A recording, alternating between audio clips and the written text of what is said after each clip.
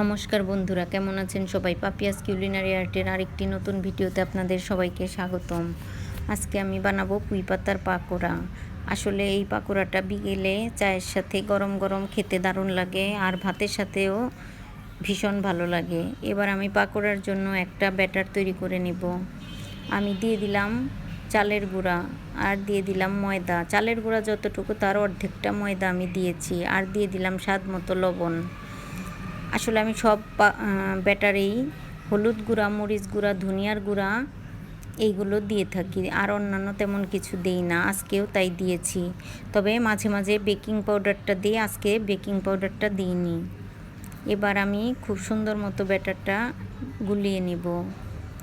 আসলে মাঝে মাঝেই বৃষ্টি হচ্ছে, মাঝে মাঝেই রোদ উঠছে, আর এই বৃষ্টির মধ্যে পাকোড়া খেতে দারুণ লাগে। এজন্যই মাঝে মাঝেই পাকোড়াটা তৈরি করা হয়। বিভিন্ন পাকোড়া, আলুর পাকোড়া, পুঁই পাতার পাকোড়া, মিষ্টি আলু শাকের পাকোড়া। আজকে বানিয়েছি পুঁই পাতার পাকোড়া। এবার ব্যাটারটা আমি গুলিয়ে নিই। আসলে পাকোড়া গরম ভাতের সাথে খেতে যেমন ভালো লাগে, একটা কাঁচামরিচ কামড় দিয়ে, তেমনি চায়ের সাথে বিকেলবেলাও খেতে ভালো লাগে। এবার ব্যাটারটা আমার গুলানো হয়ে গেছে, আর আমি পুঁই পাতাগুলো বেছে ধুয়ে নিয়েছি। আমি একটু বড় বড় পাতাগুলো নিয়েছি। আপনারা চাইলে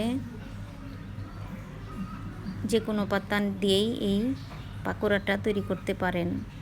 ছোট পাতা, বড় পাতা সবগুলো দিয়েই আসলে পাকোড়া খাওয়া যায়, তবে একটু বড় পাতা হলে ভালো লাগে খেতে।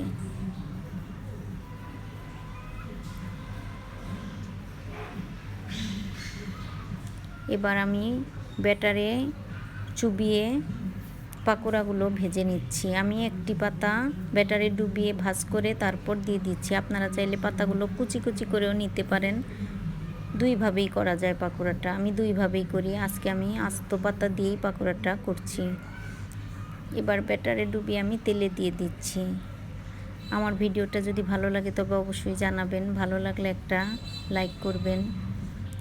যারা ফেসবুক থেকে দেখছেন তাদেরকে অনুরোধ রইল ফেসবুক পেজটি ফলো করার, আর যারা ইউটিউব থেকে দেখছেন তাদেরকে অনুরোধ করছি ইউটিউব চ্যানেলটি সাবস্ক্রাইব করার। এবার পাকোড়াগুলো আমি উল্টিয়ে দিচ্ছি। এভাবে উল্টিয়ে পাল্টিয়ে পাকোড়াগুলো আমি ভেজে নিচ্ছি। এভাবে করে 4টি পাকোড়া আমার ভাজা হয়ে গেল। আরও পাকোড়া আছে, সেগুলো আমি একইভাবে ভেজে নেব। অবশ্য পুঁই পাতার পাকোড়াটা খুব একটা ডুবো তেলে না ভাজলেও হয়, অল্প তেলে ভাজলেও হবে। এবার পাকোড়াগুলো আমার ভাজা হয়ে গেছে। আমি পাকোড়াগুলো তেল ছেঁকে তুলে নিচ্ছি। দেখুন বন্ধুরা, আমি কতটা কম তেল দিয়েছি। আসলে এই পাকোড়াটা ডুবো তেলে না ভাজলেও হবে, অল্প তেলেই ভেজে নিতে হবে। এবার বাকি পাকোড়াগুলো আমি একইভাবে ভেজে নিচ্ছি। তো এইভাবে ভালো লাগলে পুঁই পাতার পাকোড়া খেয়ে দেখবেন, সত্যি ভালো লাগে। আর এই বৃষ্টি ভেজা বিকেলবেলা চায়ের সাথে গরম গরম চা আর গরম গরম পাকোড়া খেতে কার কার ভালো লাগে অবশ্যই কমেন্ট করে জানাবেন। আমার ভিডিওটি দেখার জন্য সবাইকে অসংখ্য ধন্যবাদ। সবাই খুব ভালো থাকবেন, সুস্থ থাকবেন। এবার এই পাকোড়াগুলো আমার ভাজা হয়ে গেছে। আমি এবার তেল ছাড়িয়ে পাকোড়াগুলোকে তুলে নিচ্ছি।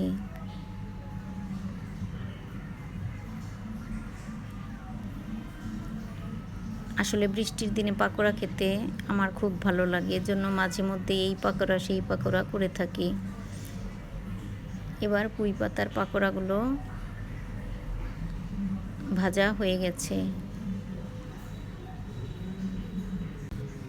এবার গরম গরম পাকোড়াগুলো চায়ের সাথে পরিবেশন করব।